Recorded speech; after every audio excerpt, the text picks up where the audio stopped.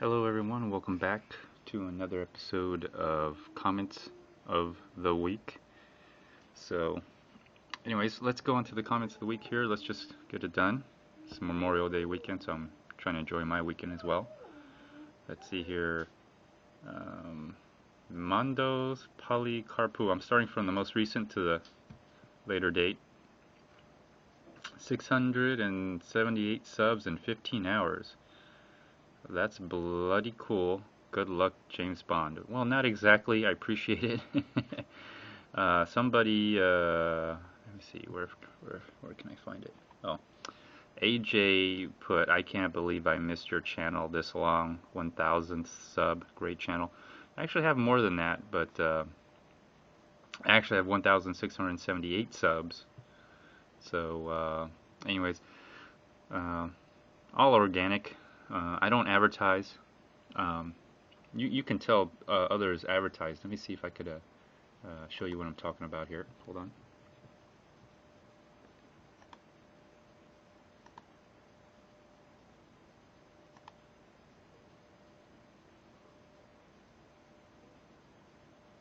So, yeah, when like this, like these people obviously advertise, and that's how they get their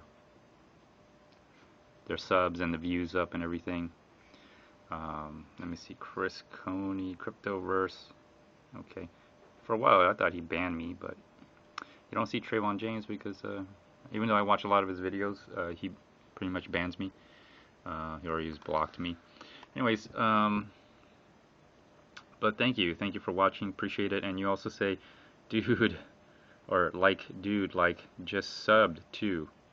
Okay, thank you for subbing, and I guess you watched Bitcoin prediction, my most recent video, and James Bond Bitcoin live stream. I appreciate that.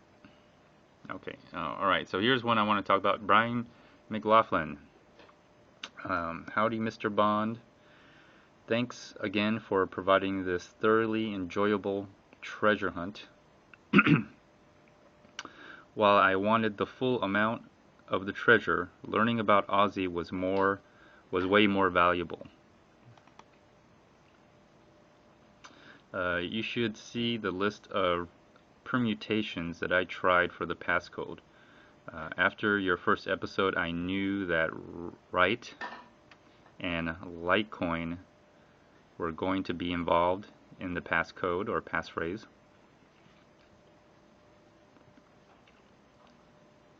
Nice work on putting some distractive clues along the way. Of course, you didn't use 3 or yes in regard to his children, nor did you include the 5K in the year clue, and you never included California. Nice misdirection, sir. I'm assuming you must be, when you subscribe, I'm assuming you must be following the comments and my other things that I do, whether I like something or dislike something. What you can do that when you subscribe to someone. Of course, the kicker was the 5th clue. It should have clicked that you would have been looking to add a number into the password, and that was the perfect one to use. Yes, thank you. Can't wait until the next treasure hunt to learn about a new person or maybe get a bigger booty. Well, thank you, Brian. Really appreciate you watching, and yes, I know you. Out of all the people, I think you're the one that's actually gonna be the first to crack the code and get the full booty. I said, Brian. Oh yeah, Brian McLaughlin. You are the world's greatest hacker. And then, of course, James Bond. It just occurred to me that the world's greatest hacker would not analyze the contents of everyone here in the comments. Most wouldn't read comments, but your MO, yes, my MO, what is that? Motive operandi or something. My MO, my MO or your MO tells me that they will only need to watch one of your next videos to read my thoughts. Or to read my thoughts, but I'm assuming that's not what you meant. You meant to read my thoughts. Yes, you're right, and you're correct. Very true. Comments of the week is coming up, so that you're in it. So comments of the week is also another way that I would like to showcase people who participate in the comments. So I do make a video on that. So thank you everyone who do participate. Here's your chance to shine. And thank you for the pronunciation. Pronounced Arfexad. Arfexad the cat. Thank you. You're gonna have to put that in every time, because it's such a weird way for me to. It's harder for me to pronounce that. But Arfexad the cat.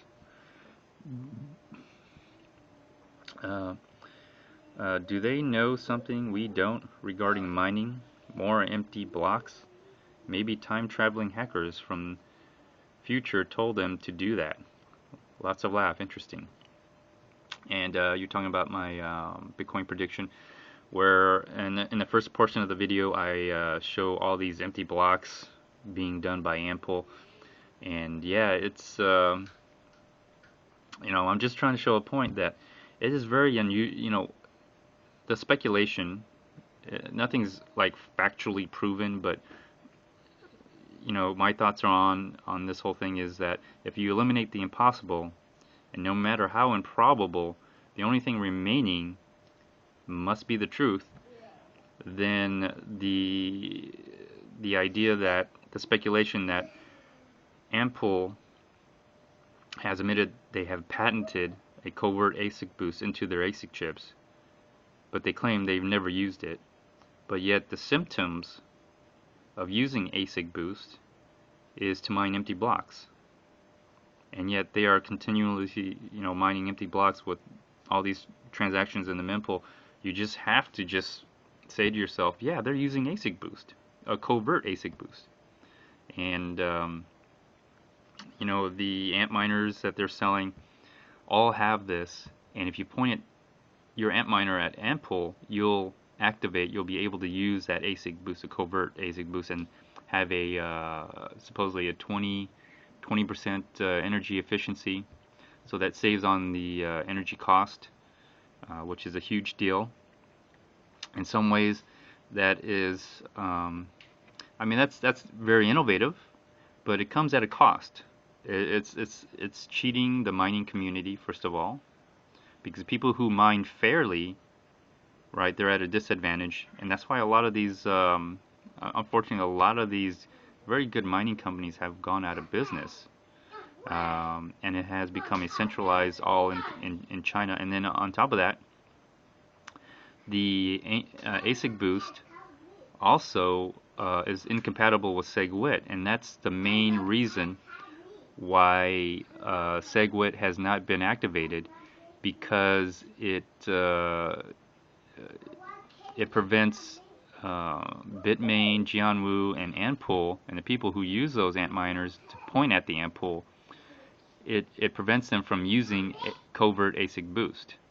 And so this is never about scaling debate. It was about money, and it's damaged the community because it was very deceptive that this was set as a debate about scaling when it was never about scaling. It divided the community, it divided developers, it divided a lot of people. And the fact is that it never was about scaling. It was about someone's greed in maintaining an advantage at the expense of the community. And it's preventing a lot of the innovation to allow Bitcoin to handle the growth that a lot of people are starting to use Bitcoin, as you could tell by the transactions. So let me see here. It says AJ. AJ says, "Can't believe I missed your channel this long. 100 sub, great channel." well, you're not the thousand. I'm sorry, the thousand sub. You're not the thousand sub, but I know when you look on my channel, it just says 1K. But I have a little bit more than that. Hopefully, I can get more people to subscribe, and I don't really quote unquote grow this channel because I don't pay, you know, for people to. I don't pay for the traffic to be driven to my channel or anything like that. I just try to make good content, and hopefully it's interesting enough for you to watch and subscribe, and keep coming back, and definitely leave comments. I'm more than happy to go over the comments here. And I said thanks. And that was also on the most recent video, Bitcoin prediction, where I have the picture of the QR code. Let me see here, what else? Tomcat says second. Ken Bozak, let me see. I can't scan it. I'm on the phone. Lots of laugh. So yeah. Unfortunately, a lot of people who watch the videos on their mobile phones, on their smartphones. Unfortunately, I don't put the QR codes or address keys in the description. You know, a good way to do this is find someone and tell them you need to watch this video, and then scan from their phone or something. I don't know. But anyways, thanks for watching, Kenneth. And Kenneth, I don't know if you've been watching, but I figured you may not have been watching. But it's a 5-part passcode. Clues are in the last 4 episodes, and the answer is on Ozzy's videos. Have fun with the treasure hunt. So he says, cool. That's cool as fuck. Ken Bozak says, Brian McLaughlin says to Ken Bozak, after 16 hours later, after some time later, is don't bother, buddy. I won the whole big booty. Yeah. He won the $2. And let me see. Let's go on to the. Let's go here. Yes, he did. It still has not confirmed. Still hasn't confirmed, but he's got it. There's 0 amount in here, so good job. He is the winner. Next time, if he may be able to. I think of all the people, I think Brian is going to be the first person to actually crack the code. Let me see here. I say, Ken. All right, this is my message to Ken. You snooze, you lose. Brian had a huge head start, so not quite fair. So Brian's been watching, and it says, James, I was walking to work when I seen this first, so I was handicapped. It doesn't matter if you walk to work. You would have to actually watch the last 4 episodes for me to give you the clue, and then you had to go watch Ozzy's videos to get the answer. So unless you have a long walk to work, it was a little unfair, because I know you just started watching this episode in particular. And then I'm trying to say, Ken, Ken Bozak, you don't understand. Brian is really trying to crack the code to steal the full booty before anybody else has a chance. I mean, he really is.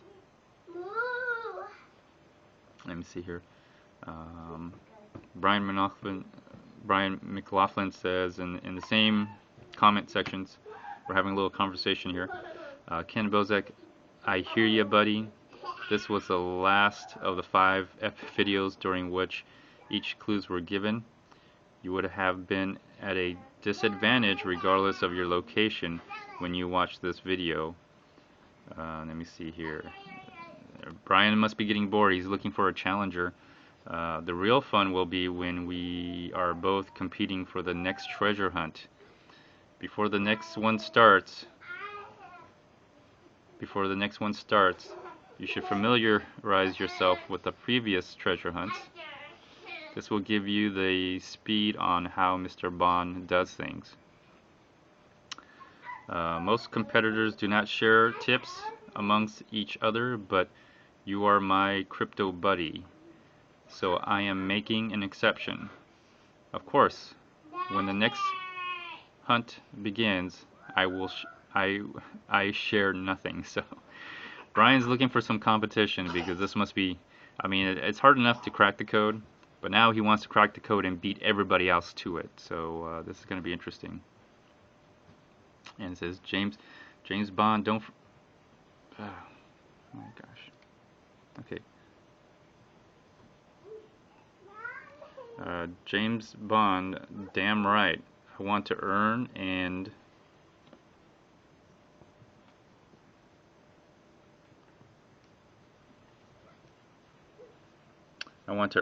not just be given your channel's title of world's greatest hacker. Well, I'm sure you'll get there. And all right, Kent Bodek was the first. He's always the first. He always tries to be the first to type first in the videos, in the comments. Oh yeah, here's another thing. Kenneth Bozak will be another guest on the show. Can't wait to be a guest, Bo. This was a good show, well done. So he's talking about the last show I've done, and I've been watching Kenneth for a while. He's I don't know if he's new, but he's definitely newer than me, and he has his own channel. I remember when I first watched him, a lot of his footage was kind of raw. I like the style. I like Kenneth. That's why I watch him. But he's a little bit more adventurous. He'll get into Ethereum and the ICO tokens and do other stuff. So it'll be interesting to see how he views the whole space. Hold on. All right, never mind. All right, so where am I? Okay. So yeah, look for that. I think it's going to be Sunday night, 10 o'clock Eastern Standard Time. It's going to be pretty late, but of course you can always record it. But if you want to be here live, that's when it's going to be. Let me see what else. Christopher Ramos, 2009 says, if you power your Steam then yeah, it gets locked up for 2 years or thereabouts. When you power down, you get some of your Steam tokens back once every 7 days for 2 years. So basically, whenever you have powered up divided by 104 weeks is what you get weekly till your power up tokens are tapped out. And that's on the James Bond, where I think we were talking about Steemit. Josh Fosse was talking about where we brought it up a little bit, and Ozzy thinks it's a joke, but so Steemit is locked up. So Steemit is locking up Steam to pump up the price. Worst of all, the Steam dollar is cutting your Steam in half now. You will get your haircut when you power down. And if you don't know what I'm talking about, hold on. Alright, sorry about that. You always got to take care of problems. It's crazy around here sometimes. So basically, so Steemit is locking up Steam to pump up the price. Worst of all, Steam dollar. Okay. So my previous episode, I think in Bitcoin special report that I do,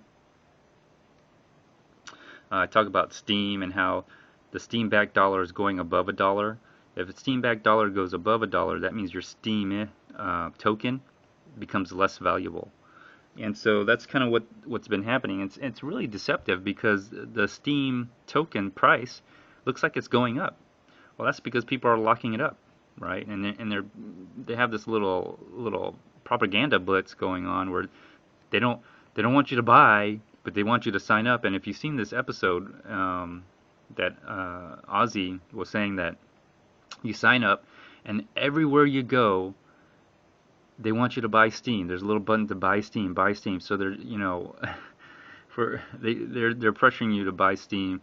Although they say you hear people when they do their YouTube and they're pumping or promoting the Steemit site, they're talking about, I didn't buy any Steem and I make $1 million or whatever. I mean, that's all BS.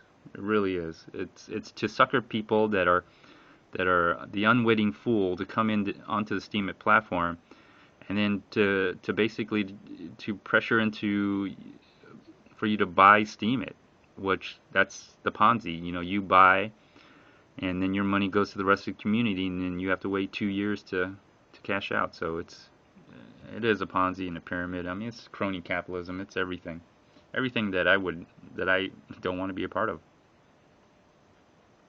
Okay, so Brian McLaughlin here again is I'm assuming you're talking about my Bitcoin my live stream here. Hard-hitting questions, hard-hitting answers. This interview was great. Mr. Bond, thank you for introducing me to both of your guests and for highlighting other YouTubers that make this space a better place. Well, thank you, Brian. That's also ultimately my goal. Well, I'll just read the rest of the comments here. Thanks, Brian. If you have any guests you want on the show, let me know, or if you want to be on the show too. So anybody's welcome. Just send me a message, leave a comment or something, and we'll try to arrange the time. I probably have to get to know you a little bit, but this is an open thing. I want it to be where we talk about crypto, but also the type of person you are and why you got into crypto and what's your purpose here. Whether it's to scam people or whether it's to make money or to trade, invest, or you believe in something, or whatever it is, I'm more than happy to have you on. And what else does it say here? James Bond. It would make for interesting content to have on your show both Osmy and one of the YouTubers that you associate with scams. Well, I don't really. I think I don't look for scammers specifically, but after a while, you watch some of these people and you're like, God, these people are promoting scams, and maybe they don't know it, or maybe they do know it. It's just a weird space. And let me see what else you got more here. Thank you for the invite. While I don't have knowledge of Joshua or experience of Osmy, my perspective on this space might be found interesting. There would need to be another guest to carry the show through an hour. I don't know. I mean, we just talked for an hour. You'll be surprised. I make long videos, and they last about an hour. And that's talking to myself. Okay, and I said, if you have any suggestions for any guests, I'm open to your thoughts. And Brian McLaughlin says, invite Trayvon or Craig to be on the show with Osmy and discuss Steem. Well, we don't have to specifically discuss Steem, but I know Craig Grant did a live stream with Ken on Kenneth's show, Ken Bozak, and from what he said and what Ozzy is telling me, it seemed like a totally different Steemit platform. I mean, Craig Grant makes it seem like you can make money on this. Hearing Ozzy talk about how Steemit is set up, two completely different perspectives. Somebody's lying. So that'd be interesting. I haven't reached out to Craig Grant. I think I will, and let's see what he says. I reached out to Trayvon James, but I don't think he'll accept my invitation because I've already said here, Brian McLaughlin lost the laugh. I doubt he will accept my invitation. He has already blocked me.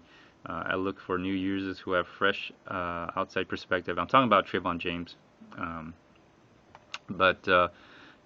did send a message to him. I left a comment in his video, and I know he gets it, so he must be ignoring me. Let me see here, what else. In that case, I'll be your Huckleberry. I would like to have you on, Brian, because if you ever checked out Brian's channel, he doesn't have a lot of videos, but he's definitely into math, I'm assuming. He crunches the numbers on some of these schemes that show up in this crypto space, and he's very thorough about it from what I can tell. So it'd be interesting to have him on as a guest, just to get to know someone like him. Like, what are you into? How'd you get into Bitcoin or in this cryptocurrency space? stuff like that. And let's see, my crypto story is untold and it's probably not unique, but I doubt many would want to share because they would have to admit their stupidity. Well, we all make stupid mistakes, and even the smartest and brightest people, no matter how smart or how bright, still do stupid things. It's not a it's it, it's too bad that it's it gets embarrassing. Like you don't want to admit you're stupid, but the truth is everybody is stupid. Everybody, you know. I've done a lot of stupid things too. But the point is that you learn from them, and hopefully you don't do the same things. Okay, I said that's perfect. I make stupid videos. I will try to I will try to work you in or have you on as a fourth guest. So hopefully we'll have you on here soon enough. I will keep in touch. Okay, and then Christopher Ramos, 2009. First, I would like to say I think Ozzy should be a regular. You two have a great synergy. That being said, I would like to actually see you and Ozzy talk with Thomas Gutierrez. Yes, I watched Thomas Gutierrez's video quite a bit. I've already contacted him, and he's open to it. So I think it'll be next weekend. He's available during the weekends, another late night, probably California time. So I look forward to that. I watch his videos. I'm not sure what he does. He does a lot of pumping. He says he holds on to them. It's one thing for someone to pump a coin that they like because they believe in it and they hold on to it. I do think Thomas G is very new to the space. He doesn't know the history of some of these coins. I'll talk to him about it and see what he says. I think it'll be a great interview. And of course, I'm not here to pick on or make have people look foolish. The point is to talk, and for the audience and maybe some people who happen to come onto my video find this content very interesting and worth watching, and hopefully you can derive some wisdom, some knowledge, some intelligence. When I say intelligence, I'm not saying you become smarter. I'm saying intelligence as in some good information to improve your life. So good intel is what I'm trying to say. So derive some intelligence from this, and hopefully this will help you either be a better scammer, a better trader, or a better money maker, or something. Some whatever it may be, better killer, better yourself. Whatever you do is what I'm trying to say. Let me see. Thomas G might accept. Yes, Ozzy will be a regular. He and I have the time to do the live stream anytime, so it works out well. So yeah, the way Ozzy and I first started was he made a video about how he wanted to get 5 more Bitcoin. So I do trade peer-to-peer, and he hasn't bought anything from me yet, but that's okay. He doesn't have to.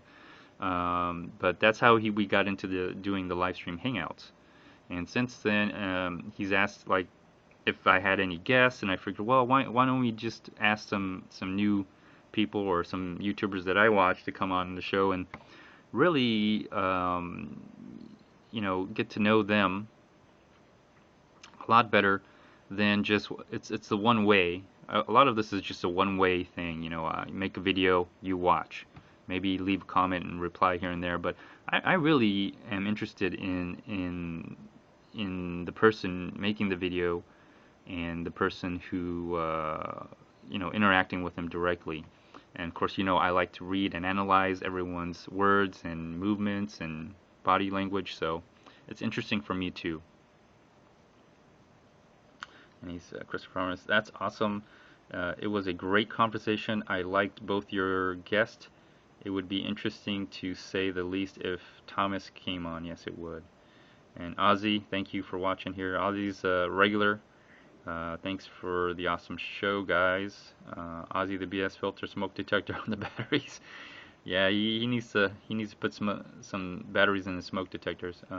J Parr, staying vigilant and staying in shape. Nice exercise, the body's natural drug. And he's talking about my Have Gun Will Travel, that I've recently done. Uh, my channel is my channel is whatever I'm interested. And if you haven't noticed, I'm interested in tools, especially when things break down. I like to try to fix it myself, especially if they're very cheap tools. And I like to do things for the very first time and share that experience with you. So if you've seen a lot of my Harbor Freight videos or a lot of my do-it-yourself videos, they're all first time. And the whole point was that if I can learn watching YouTube, because I watch a lot of YouTube videos, and I could derive knowledge from YouTube videos, and then use that knowledge to actually do something myself, like fix my house, fix my stuff, use a tool, something I've never used before. How valuable is that compared to making videos about, I don't know, buy my stuff or watching basically a commercial? So that's the point, and YouTube has value. It really does. Watching, content on the internet does have value. Especially if it improves your life or helps you in any way, shape, or form, or benefits. You could derive some kind of benefit from it. And my response is, I also exercise my rights. It empowers me to the natural state. So I also got into guns. I never owned a gun until I moved to Texas, and I do carry and conceal. I got my license. I never got any training, but I do watch a lot of gun-related videos on YouTube. Some of them are BS, some of them are real. Ultimately, your own experience will be your best teacher. But I definitely believe in exercising my rights. And ironically, I never got into understanding what my constitutional rights are in America until I got into Bitcoin, because I often felt that in the beginning, around 2013, when Bitcoin was really taking off, and I started trading peer to peer, that I was being targeted by unknown forces, whether they be law enforcement forces or private entities who act as informants for law enforcement. There was I remember the IRS paid, I think it was $1 million or more. The amount wasn't disclosed, but the range of the amount, it was a minimum of $1 million that they contracted out to a third party to what I would call doing the dirty work for the IRS, targeting people, getting names, trying to get their social security numbers, getting their bank account, finding where they live, who they are, tracking them. What else? I would even go as far as even committing fraud against Bitcoin users. I mean, just all weird stuff. I really feel that way at that time. So let me just move on here. Andre Barnwell. Andre Barnwell, thanks for watching. I know you commented on my other videos. The Steam interview had a lot of substance, and you're talking about the previous episode of James Bond Bitcoin live stream, I believe 001. A lot of game got picked up. Looking forward to one with someone who uses Ethereum. I never thought about the dark web users who could use Bitcoin. That was interesting to learn. Okay, and my response was, the dark web market was the very first commercial use case for Bitcoin, and now has worked its way to the main street use, operating outside the banking regulations. And I even put the title of the white paper for those who are interested in reading at least the abstract, the first and last paragraph at least. The middle stuff I don't understand so much, very technical, but just the abstract and the introduction and the conclusion part. Very powerful stuff, as far as I can understand. And me using Bitcoin, I really understand. The more I use Bitcoin, the more I understand how powerful it is. It literally empowers your ability to transact, and you don't need a third party. You don't need a bank. You don't need any permission. You don't need anything. You just the willingness for you to do stuff. And I would even take it as far as going to the point where you have a belief in what you're doing, and again, the freedom to believe in something, and to some degree to report on it and make a video about it. Freedom of expression, freedom of the press, free to talk, and free to talk about the revolution as well, publicly, privately, and in secrecy. And then the second part, the right to bear arms is something very important to me, and that is to enforce your rights, because just talking about it and expressing it is not good enough unless you can actually do those things unobstructively, okay, without being abridged. So and you have to have a way to defend yourself, and sometimes you may even have to attack to defend yourself, literally. So, all right, so let's go on to the next part. That was on the Bitcoin. And then Tree, thank you for watching. And boring, you need a holster. I'm assuming you meant hide, carry. And now you did have a drag on that walk. He's talking about my Have Gun Will Travel, where I did a little bit of exercising while having my gun with me. Well, Tree, I'm in the state of Texas here, and technically there is no definition of what a holster is. So my fanny pack is my holster, and also there's open carry. So I can. You have to be licensed to carry a gun, but I can open carry or carry concealed. From what I understand, let me see. At minimum, the definition would be something that holds my gun and has a belt attached to it, like a belt clip, so I can attach it to my belt or some kind of something. At minimum, but really there's no definition, because I've seen a lot of carry and conceal videos, and if you look up carry, conceal, and then women, there are women have unique ways of holding guns, and sometimes there's no belt involved whatsoever. There's no holster involved. So there's many ways to carry a gun. You have to be very creative. Brian McLaughlin likes my Have Gun Will Travel.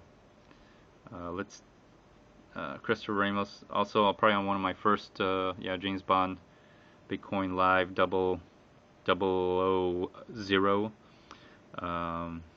Great talk, keep them coming. Thank you. We will try another with an Ethereum user, which was Josh Fosse.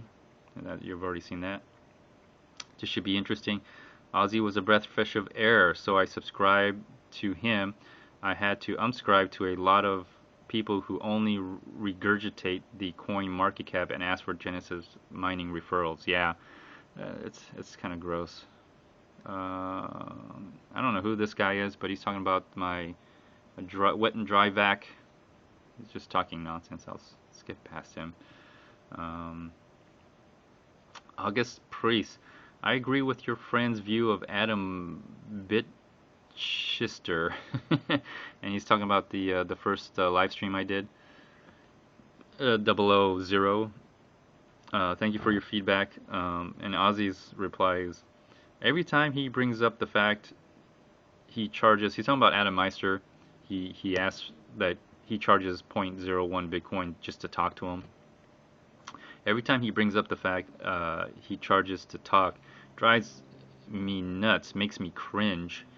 And I say to Ozzy, the BS filter, sometimes during the live stream, when Adam has a live stream, Bitcoin Meister, and I'm in the live chat, I would type in the chat, Adam will suck your dick for 0.1 Bitcoin an hour. Great deal, when he starts pumping his service. So I do that with Tone Vase too, and I'm just trying to troll. That's me just trolling.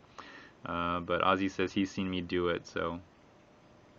Mandos Policarpoto, the Israeli Secret Service Mossad tried to kill your connection for talking about Adam, dude. Oh, I don't think so, but I'm sure you're just joking around.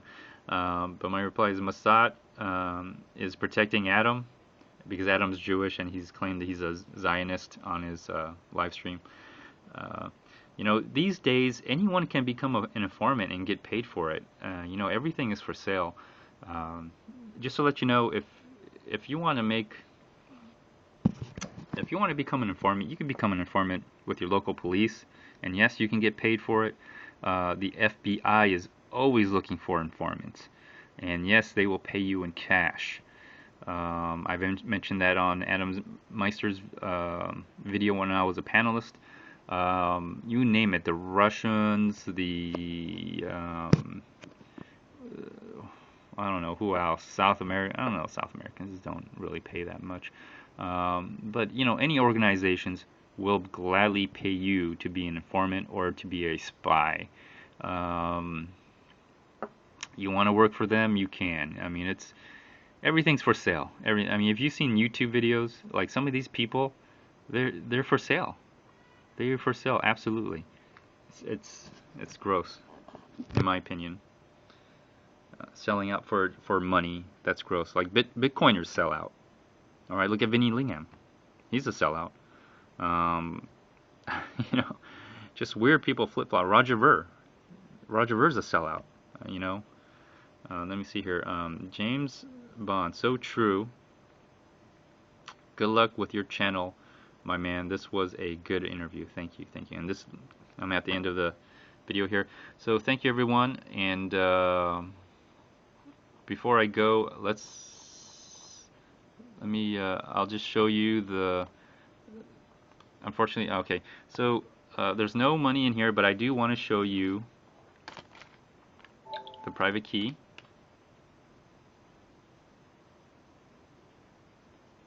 In which the contest was won by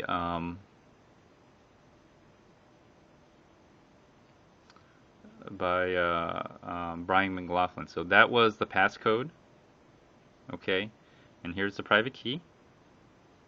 So just to prove to you that this contest was real, it was not fake. I know there's people out there that do YouTube videos that fake their contest and their giveaways. So they give it to themselves or to certain people. Mine's random. Mine, you basically earn these Bitcoins by participating, you being the first one to crack the code. But this is what it was, if you were just wondering. Maybe that'll help you on the next Treasuron giveaway. So anyway, this concludes this episode. So feel free to like, dislike, leave a comment, or even a video response. Until next time, stay tuned. Bye.